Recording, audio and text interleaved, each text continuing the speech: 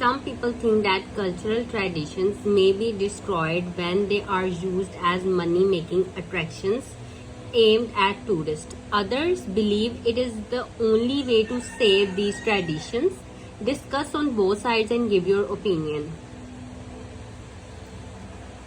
For this line, used as money-making attractions aimed at tourists, you can use if they are modified to attract tourists, and you can also use revenue earning attractions. You can use these words or sentences to explain this in your essay. For cultural traditions may be destroyed, for this you can use cultural traditions disappear altogether. For it is the only way to save these traditions, you can use if we don't use them for tourism, these cultural attractions will die. And you can also use save cultural traditions. And this essay is about tourism, so you can make different collocations by using this word tour and different sentences. Look at these topic related vocabulary words and sentences. So alluring for tourists, cultural tourism, lure tourists, attract tourists, traditions for tourists, number of tourists, and new concept of tourism, and safe cultural traditions. You can, these are all topic related vocabulary words. You can use them in your essay to show the examiner that you have a range of vocabulary, and this is very important. So look at the introduction.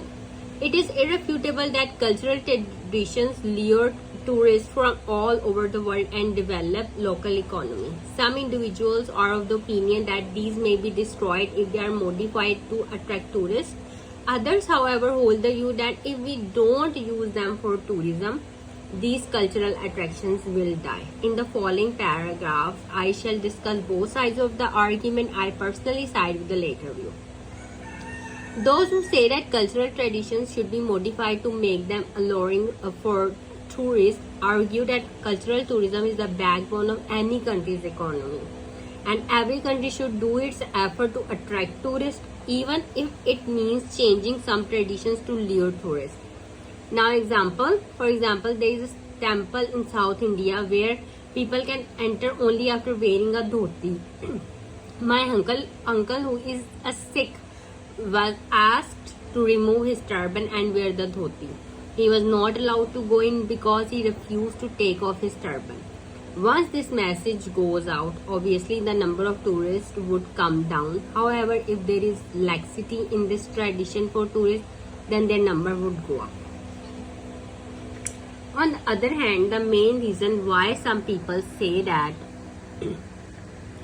cultural traditions are damaged when used as revenue earning attractions is that when these traditions are altered, then these lose their original features. Sometimes it makes cultural traditions disappear altogether. For example, in Jaisalmer in India, the local arts and crafts are not completely produced in a local village with local stone. Instead, potters use materials of another territory to make goods glossy to attract tourists. That is why some people say that it leads to the loss of local cultures.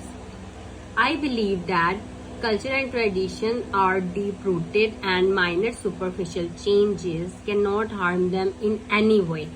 Change is the law of nature, and all we should look into it that changes are made with caution to retain the inherent elements of culture. That is why a new concept of tourism, creative tourism, has come up, which entails bringing in changes that would increase the number of tourists without damaging the basic culture and tradition of any place. Summing up, to save cultural traditions, there is a need to make some changes to make them captivate the tourists of today. If this is not done, then cultural traditions as well as tourists both will be lost.